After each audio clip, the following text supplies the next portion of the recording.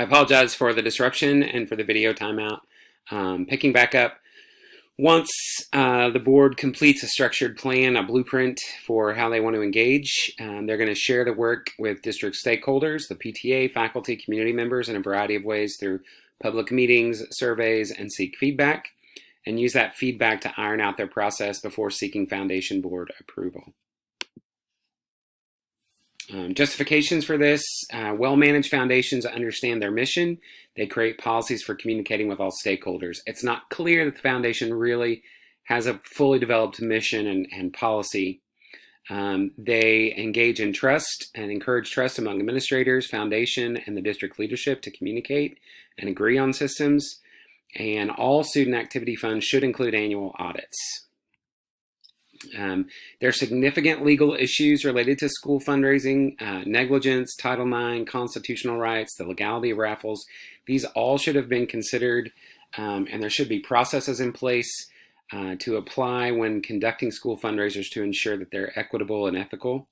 Legal issues related to creative streams of funding should be addressed with policy drafting, with systems and procedures to ensure adherence to laws and regulations. And then the long-term response, in the long term, Mr. Santos should begin a healthy and non-combative dialogue with district leadership and his administrative colleagues about increasing local school control of funding by moving towards school-based budgeting. Mr. Santos could present research related to school-based budgeting and arguments for allowing school leadership teams made up of teachers and administrators to determine the percentage of school district funding used for core content and for arts curriculum, how to divide those things up. The justification for that is that systems that force schools to use foundations to raise funds for key curriculum, they put themselves in positions of liability as it relates to legal and policy issues because foundations are separate entities.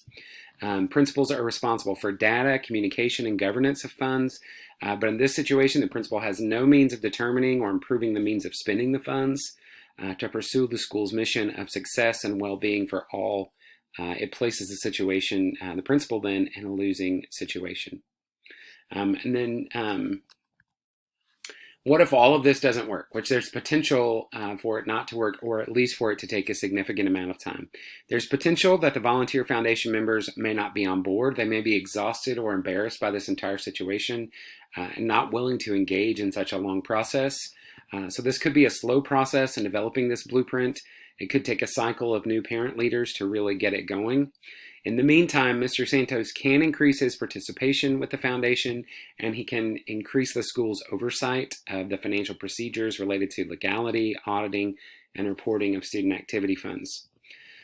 In the same way, district officials likely are going to be reluctant to turn additional control of funding over to schools in light of this huge debacle that we just saw in the fundraiser. And so Mr. Santos, again, will need to be patient in his advocacy for school-based budgeting. And then in reflection, this assignment is going to influence my decisions as a future building leader by increasing my awareness of the benefits and issues related to school education foundations, encouraging me to be aware of my own weaknesses. One of the things I really heard was that Mr. Santos said he knew how to run a school. And I think all of us, the only way for us to know how to run a school is to listen to the people who are part of the school and to lead a school together.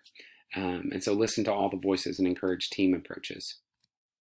These are the resources that I use for completing this project.